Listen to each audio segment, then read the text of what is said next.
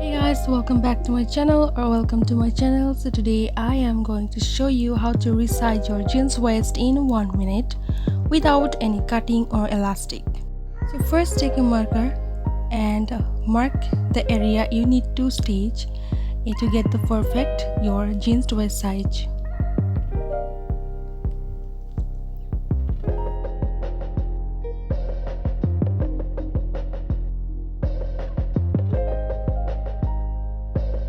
Now you don't need any kind of elastic or you don't have to cut your jeans as well.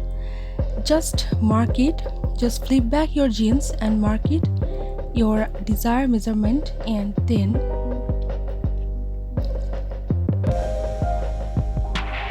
so it's done. And next take this large-eyed needle because jeans fabric is literally so hard, so just use this large-eyed needle. And also be careful because you need to be careful, don't hurt yourself. So this is it, keep watching guys.